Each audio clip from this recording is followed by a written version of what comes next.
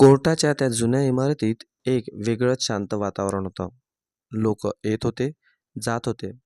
कोणी जमीन वादासाठी तर कोणी पैशांसाठी आणि काही जण नात्यांच्या शेवटासाठी. त्या दिवशी सायली आणि रोहन तिथे उभे होते. त्यांचं 6 वर्षांचं लग्न होतं. शेकडो आठवणी होत्या आणि आज एक सही सगळं संपवणार होती. सायलीच्या डोळ्यात पाणी होतं. तिचे हात थरथरत होते. ओठ चावून ती स्वतःला सावरत होती. रोहन मात्र हसत होता. हसत होता म्हणजे हलकीशी स्मितरेषा. जणू त्याच्या डोक्यावरून काही मोठा भार उतरला होता. लोकांच्या नजरा त्यांच्यावर होत्या. कोणी मनात म्हणत होतं, काय बायको असेल बिचारी. कोणी म्हणत होतं, नवऱ्याला कदाचित त्रास झाला असेल. पण खरं काय होतं हे कोणालाच माहीत नाही.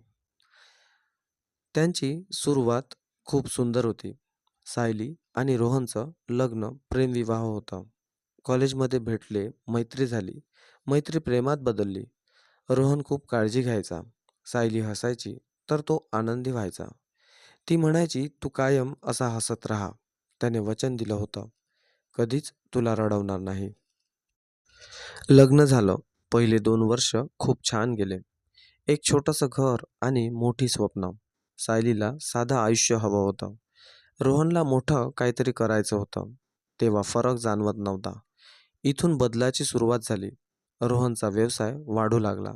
मीटिंग्स, टूर, नवीन मित्रमंडळी आणि सायली मात्र घरी जास्त वेळ एकटीच राहू लागली. तू उशिरा येणार आहे का? ती विचारायची. काम आहे सायली, समजून घे. तो उत्तर द्यायचा. सुरुवातीला ती समजून घ्यायची, पण हळूहळू फोन सायलेंटवर राहू लागला. मेसेजला उत्तर उशिरा येऊ लागलं. डोळ्यातला मायेचा भाव कमी झाला. एका रात्री सायलीने विचारलं, आपण शेवटचं कधी मनापासून बोललो होतो? आणि रोहन चिडला. ड्रामा करू नकोस, मी सगळं तुमच्यासाठीच करतोय. मला पैसा नाही, तू हवा आहेस. हे वाक्य रोहनला जड गेलं.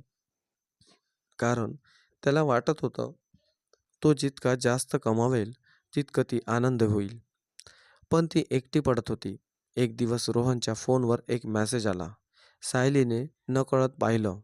कालची रात्र सुंदर होती. तिचं हृदय थांबलं. रोहन बाथरूममध्ये होता. सायलीचा मेंदू रिकामा झाला. ती त्याची वाट पाहत राहिली. तो बाहेर आला. हा मेसेज कोणाचा आहे? रोहनचा चेहरा बदलला. तुला माझा फोन चेक करायला अधिकार कोणी दिला? प्रश्नाचं उत्तर प्रश्नात होतं आणि सायलीला उत्तर मिळालं. त्या रात्री मोठं भांडण झालं. रोहन म्हणाला, हो, माझं कुणासोबत अफेअर आहे, कारण तू कायम तक्रार करतेस. हे ऐकून सायली कोसळली. मी फक्त तुझी साथ मागितली. रोहन शांत होता. त्याच्या डोळ्यात अपराध नव्हता, थकवा होता. आणि आज दोघं समोरासमोर उभे होते. न्यायाधीशाने विचारलं, तुम्हाला खात्री आहे का? सायलीच्या डोळ्यातून अश्रू वाहू लागले. रोहनने हलकसं स्मित केलं. हो. सही झाली आणि नातं संपलं. सायली रडत बाहेर पडली. रोहन मित्रांसोबत उभा राहून हसत होता. लोक म्हणाले, किती निर्दयी आहे. पण त्याच्या हसण्यातही काहीतरी तुटलेलं होतं. कोर्टाच्या पायऱ्यावरून खाली उतरताना सायलीचं जग अक्षरशः कोसळलं होतं. तिच्या कानात अजूनही न्यायाधीशांचे शब्द घुमत होते. आता तुम्ही कायदेशीररित्या वेगळे आहात. 6 वर्ष एका छताखाली राहिलेली 2 माणसं एका सहीने अनोळखी झाली होती. ती रडत रडत ऑटोमध्ये बसली. दरम्यान रोहन पार्किंगमध्ये उभा राहून मित्रांसोबत हसत होता. फायनली फ्री झालो यार, त्याने हसत म्हटलं. मित्रांनी त्याच्या पाठीवर थाप मारली. पण त्या हसण्यात थोडा जास्त जोर होता. जणू स्वतःलाच पटवून देत होता, मी खुश आहे. त्या रात्री रोहन घरी परतला. घरात शांती होती. भयानक शांती. ना स्वयंपाकघरातून येणारा आवाज, ना टीव्हीवर चालणारी मालिका, ना सायलीचा आलास का असा प्रश्न. तो सोफ्यावर बसला. टीव्ही चालू केला. आवाज मोठा ठेवला. शांतता सहन होत नव्हती. काही मिनिटांनी तो उठला. किचनकडे गेला. फ्रीज उघडला. सायलीने ठेवलेला त्याचा आवडता डबा अजूनही तसाच होता. त्याने तो हातात घेतला आणि काही सेकंद स्थिर उभा राहिला. मग अचानक स्वतःलाच म्हणाला, भावनिक होऊ नकोस. तू योग्य केलं आहेस. सायली आई-वडिलांच्या घरी पोहोचली. आईने दरवाजा उघडला. तिचे सुजलेले डोळे पाहताच आईला सगळं समजलं. ती आईच्या मिठीत कोसळली. "आई, मी अपयशी ठरले का?" आईने तिचे केस कुरवाळले.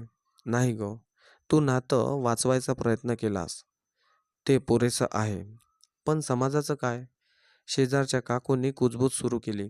"इतकं प्रेम करून लग्न केलं होतं ना? मुलगी जास्त बोलकी होती बहुतेक. नवऱ्याला सांभाळता आलं नाही तिला." सायली प्रत्येक शब्द ऐकत होती. तिला वाटत होतं घटस्फोट म्हणजे फक्त नात्यांचा शेवट नाही, तर समाजाच्या न्यायालयात रोजची शिक्षा. दरम्यान रोहन आता मुक्त होता. तो त्या मुलीला भेटू लागला. नेहा नेहा त्याच्या ऑफिसमध्येच होती. तरुण, बिनधास्त आणि जबाबदाऱ्यांपासून दूर. नेहा सोबत असताना रोहनला हलकं वाटायचं. कोणतीच तक्रार नाही, कोणतेच प्रश्न नाहीत. एका संध्याकाळी नेहाने विचारलं, "तुझी एक्स वाईफ अजून कॉल करते का?" रोहन हसला. "नाही, तिला पुढे जायचं आहे." पण त्या रात्री तो झोपला नाही. कारण त्याला माहिती होतं, सायलीने शेवटपर्यंत प्रयत्न केला होता. तोच थकला होता. काही दिवसांनी रोहनला कपाट आवरताना एक लहानसं छोटंसं बॉक्स सापडलं. त्यात सायलीने लिहिलेली एक छोटी चिठ्ठी होती. "तू थकला असशील तेव्हा मी तुझा आधार बनेन." रोहनच्या डोळ्यात पाणी आलं. पहिल्यांदा तो आरशासमोर उभा राहिला. "मी चुकीचा होतो का?" पण लगेच त्याने डोळे पुसले. "नाही, मी माझ्यासाठी योग्य केलं." पण मनाला ते पटत नव्हतं. एक दिवस त्याला कळलं, सायलीने नोकरी सुरू केली आहे. ती आता NGOमध्ये काम करत होती. घटस्फोटित महिलांना मदत करत होती. रोहन स्तब्ध झाला. ती इतक्या लवकर पुढे गेली? पण त्याला माहीत नव्हतं, ती रोज रात्री रडत होती. फरक एवढाच, ती वेदना कामात बदलत होती. एका रात्री नेहाने सरळ विचारलं, "तू अजूनही तिला विसरला नाहीस ना?" रोहन चिडला. "ड्रामा करू नकोस." नेहा शांतपणे म्हणाली, "सायली तुझ्यावर प्रेम करत होती. मी फक्त तुला पसंत करते." हे वाक्य रोहनच्या छातीत घुसलं. त्याला पहिल्यांदा जाणवलं, सायलीसोबतचं नातं तोडताना तो फक्त फ्री झाला नव्हता, तो काहीतरी गमावून बसला होता. त्या रात्री तो एकटाच बसला. त्याला आठवलं, घटस्फोटाच्या दिवशी तो हसत होता आणि ती रडत होती. पण खरंच कोण हरलं होतं, ती की तो?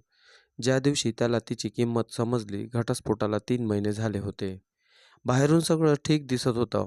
रोहन अजूनही ऑफिसमध्ये व्यस्त होता. नेहा त्याच्यासोबत विकेंडला पार्टी, सोशल मीडियावर फोटो, न्यू बिगिनिंग्स. लोक म्हणत होते रोहन पुढे गेला.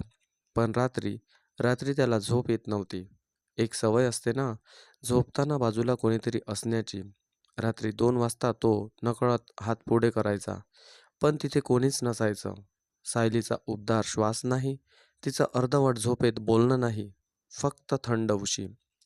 पहिल्यांदा त्याला जाणवलं, स्वातंत्र्य आणि एकटेपणा यात फरक आणि बारीक रेषा असते. एका रविवारी तो कपडे घालत होता. त्याला त्याचा निळा शर्ट सापडला. सायलीला तो शर्ट खूप आवडायचा. ती म्हणायची, "हा घातलास की तू जास्त हँडसम दिसतोस." त्याने आरशात स्वतःकडे पाहिलं. आज तो शर्ट घातला, पण कौतुक करायला कोणीच नव्हतं. तो अचानक बसून राहिला. किती लहान लहान गोष्टी होत्या, ज्या त्याने गृहीत धरल्या होत्या. इकडे सायलीने स्वतःला उभं करण्याचा निर्धार केला होता. NGOमध्ये काम करत असताना तिला अनेक स्त्रिया भेटल्या. कोणी अत्याचारातून बाहेर आलेली, कोणी फसवणुकीतून तुटलेली. त्या महिलांना ती समजून घ्यायची, कारण ती स्वतः त्या वेदनेतून गेली होती. एका दिवशी एका स्त्रीने विचारलं, "तुझा घटस्फोट झाला तेव्हा काय वाटलं?" सायली काही क्षण शांत राहिली. मग म्हणाली, "असं वाटलं जणू मी हरले. पण नंतर समजलं मी हरले नव्हते. मी चुकीच्या लढाईत उभे होते." तिच्या डोळ्यात अजूनही वेदना होती. पण आता ती वेदना कमकुवत नव्हती. ती शक्ती बनत होती. एक दिवस रोहनला कळलं, सायलीला एका मोठ्या संस्थेत नोकरी मिळाली आहे. तिचं कौतुक होत होतं. लोक तिच्या कामाबद्दल लिहित होते. त्याला विचित्र वाटलं. ती इतकी मजबूत कशी झाली? तो मनात म्हणाला, ती माझ्याशिवाय ठीक आहे. आणि हे वाक्य त्याला आतून हलवून गेलं. नेहाने रोज रोहनला शांत बसवलेलं पाहिलं. तू अजूनही तिच्याबद्दल विचार करतोस ना? रोहन यावेळी चिडला नाही. फक्त शांतपणे म्हणाला, मी तिला दुखावलं. नेहा काही बोलली नाही. कारण तिलाही समजलं होतं, रोहन तिच्या सोबत आहे, पण पूर्णपणे नाही. एका रात्री रोहनने सायलीचा जुना फोटो पाहिला. घटस्फोटाच्या दिवशीचा. ती रडत होती. तो हसत होता. आज फोटो पाहताना त्याला जाणवलं, तो हसत नव्हता. तो स्वतःपासून पळत होता. त्याने स्वतःलाच विचारलं, जर मी इतका बरोबर होतो, तर आज इतका रिकामा का वाटतोय? काही दिवसांनी एक सेमिनार आयोजित झाला. Post diverse healing. मुख्य वक्ता कोण होती? सायली. रोहनने नाव पाहिलं. हृदय धडधडू लागलं. जावं का? तो तिला पुन्हा पाहू शकेल की तिच्या डोळ्यातला प्रश्न सहन करू शकणार नाही. त्या दिवशी सभागृह भरलेलं होतं. सायली स्टेजवर उभी होती. ती आत्मविश्वासाने बोलत होती. घटस्फोट म्हणजे अपयश नाही. तो कधीकधी आत्मसन्मानाचा निर्णय असतो. रोहन मागच्या रांगेत बसला होता. पहिल्यांदा त्याने तिला आदराच्या नजरेने पाहिलं आणि सेमिनार संपला. लोक तिच्या भोवती जमा झाले. ती हसत होती आणि अचानक तिची नजर रोहनवर पडली. दोघं काही सेकंद स्तब्ध झाले. तिच्या डोळ्यात आता अश्रू नव्हते, शांतता होती. रोहनला पहिल्यांदा समजलं, ती रडणारी बायको राहिली नाही. ती स्वतःची ओळख बनली आहे. आता कथा त्या टप्प्यावर येते जिथे भावना लपवता येत नाहीत आणि सत्यापासून पळताही येत नाही. जेव्हा नजर भिडली, पुन्हा भिडली, तेव्हा सभागृह हळूहळू रिकामं होत होतं. लोक सायलीसोबत फोटो घेत होते. तिचं कौतुक करत होते. ती शांतपणे हसत होती. रोहन मात्र मागच्या रांगेत उभा होता. जायचं की निघून जायचं? हृदय धडधडत होतं. शेवटी त्याने एक दीर्घ श्वास घेतला आणि पुढे चालू लागला. सायलीने त्याला जवळ येताना पाहिलं. क्षणभर वेळ थांबला. हाय, सोबत रोहन म्हणाला. सायली शांतपणे उत्तरली, हाय. ना राग, ना अश्रू, ना कटुता, फक्त स्थिरपणा. हा स्थिरपणा रोहनला अस्वस्थ करून गेला. तू खूप छान बोललीस. रोहनचा आवाज हलका थरथरत होता. धन्यवाद. तू खूप बदलली आहेस. सायली हलकसं हसली. हो, ती म्हणाली, दुखणं माणसाला बदलतं. हे वाक्य सरळ त्याच्या छातीत शिरलं. मग दोघातही काही सेकंद शांतता. रोहनने धीर करून विचारलं, तू आनंदी आहेस? सायलीने त्याच्या डोळ्यात पाहिलं. मी शांत आहे आणि कधी कधी शांतता आनंदापेक्षा मोठी असते. रोहनकडे उत्तर नव्हतं. तो अचानक म्हणाला, त्या दिवशी कोर्टात मी हसत होतो, पण आतून घाबरलो गेलो होतो. मी चुकीचा होतो सायली. सायलीचे डोळे हलकेच ओले झाले. मी त्या दिवशी रडत होते, पण आतून मी तुटली नव्हते. मी फक्त स्वीकारत होते. पुन्हा दोघेही काही क्षण गप्प होतात. रोहनने शेवटी विचारलं, जर मी तेव्हा थांबलो असतो, जर मी अहंकार बाजूला ठेवला असता, तर आज आपण वेगळे नसतो का? सायलीने हळूच मान हलवली. कदाचित. पण तू थांबलास नाहीस आणि मी स्वतःला हरवू शकत नव्हते. त्याला समजलं. ती त्याच्यावर दोष टाकत नव्हती. ती फक्त सत्य सांगत होती. रोहनने थरथरत विचारलं, आपण पुन्हा सुरुवात करू शकतो का? सायली शांत राहिली.